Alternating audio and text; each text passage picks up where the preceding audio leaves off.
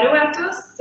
Aujourd'hui, on voit deux exercices, deux massages et deux étirements pour les douleurs myofaciales du genou ou proche du genou. Donc, ça s'adresse aux gens qui auraient des trigger points plutôt en haut du genou et proche du genou.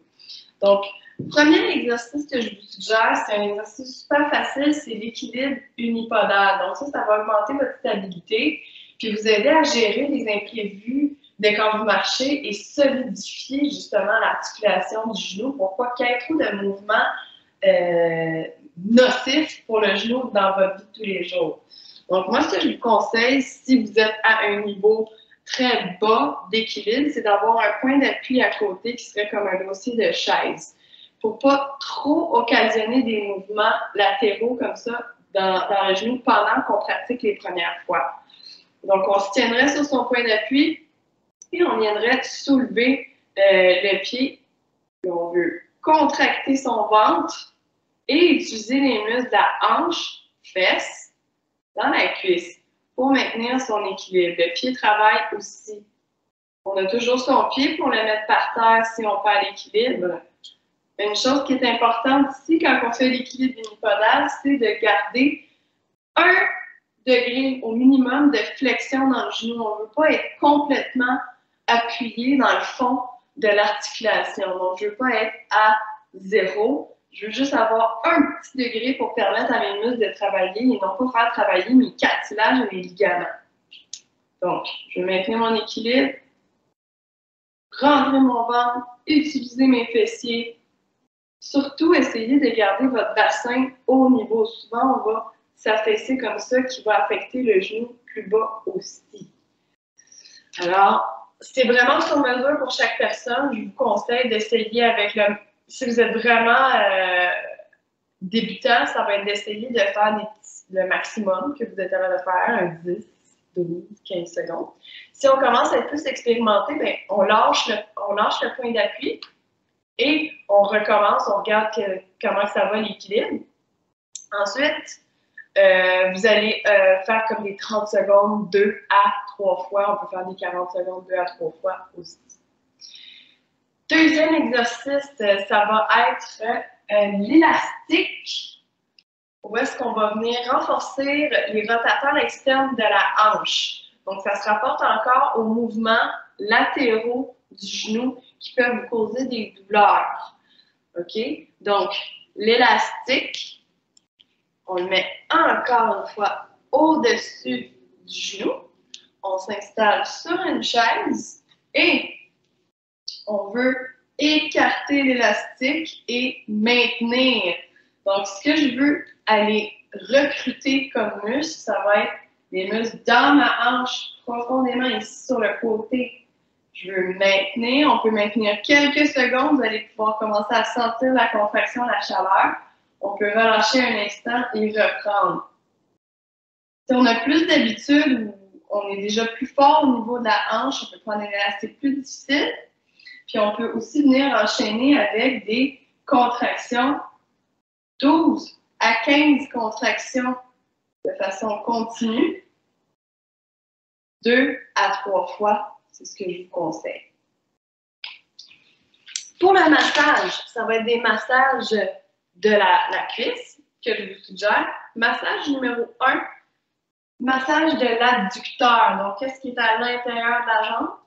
Moi, j'utilise aujourd'hui un rouleau pour le massage qui est fait pour ça. Mais si vous n'en avez pas, j'ai des alternatives. Ça peut être un rouleau à part. Et on s'en sert très peu. Je me rends compte que mes clients s'en servent plus pour se masser que pour faire de la pâtisserie. Alors, rouleau à part ou option numéro 2 qui est vraiment, tu sais, c'est les moyens du bord. Là. Si vous voulez l'essayer, ça va fonctionner. J'ai un manche à balai. Donc là, c'est super long, mais ça peut être un bâton lisse qui ne vous arrachera pas le linge ou la peau. OK. Qu'on va glisser sur l'adducteur. Comme ça. Je vous le dis, c'est vraiment efficace. Donc, le massage au niveau de l'adducteur, moi, je vais prendre ça avant d'arracher ma plante. Je vais prendre mon rouleau. Je suis installée, je peux aussi être assise sur une chaise ou dans mon lit ou peu importe. En ce moment, je suis bien comme ça. j'ai les pieds qui tombent vers l'extérieur, j'expose l'intérieur de la cuisse. Je veux partez pas sur l'articulation, mais juste en haut. Et on pousse et on ramène vers soi et on repousse vers l'extérieur, vers les pieds, je veux dire. Donc, des mouvements de va-et-vient. Je vous avertis tout de suite, ça peut être très, très, très sensible. Il y a le sens direct de la jambe qu'on peut aller de va-et-vient comme ça, ou on peut changer l'angle du rouleau et se mettre un petit peu en angle sans nécessairement être à 45 degrés. Donc là, je suis un petit peu en angle, puis là, je viens frotter sur l'intérieur de ma cuisse. Ça, c'est le massage numéro 1. Massage numéro 2, ça va être sur le côté extérieur de la cuisse. Deux façons de faire le massage sur le côté extérieur de la cuisse. Encore une fois, je peux être assise, là, je suis super bien comme ça, et je peux exposer le côté en me levant une fesse comme ça, ou me placer en ouverture, ou avoir la jambe fléchie. Ça dépend comment vous êtes, comment la douleur va au niveau du genou, comment souple vous êtes. Ça peut se faire assis sur une chaise aussi. Côté de la cuisse, je veux mettre un petit angle dans mon bâton. Il n'est pas à 100% ici, perpendiculaire, il est en angle légèrement et je l'amène vers le haut. Ça aussi, je vous avertis tout le monde, ça peut être assez sensible. Va-et-vient. On peut s'arrêter aussi sur un point si on a besoin d'avoir un petit peu plus de relâchement afin que la douleur diminue. Et voilà. Donc, pour les massages, je vous conseille toujours 1 à 2 minutes, mais c'est vraiment selon la tolérance que vous êtes capable de maintenir dans la position de l'exercice ou de la douleur. Finalement, les étirements, je vous conseille un étirement pour les fléchisseurs de la hanche. Donc, les fléchisseurs de la hanche sont situés ici. Ce qu'on veut faire, c'est venir placer son pied sur le dossier d'une chaise et le genou sur le siège. On peut avoir quelque chose pour maintenir son équilibre. Voilà, moi je prends mon bâton comme ça. Donc, ce que je veux ici, puis qui est super important, c'est de pousser mon pubis par en avant. Je ne veux pas avoir les fesses sorties comme ça et pencher beaucoup mon tronc.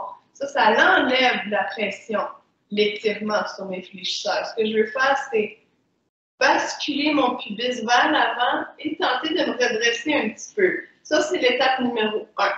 L'étape numéro 2, ce sera de m'avancer dans la position de la fente encore plus loin en écartement, donc comme le grand écart.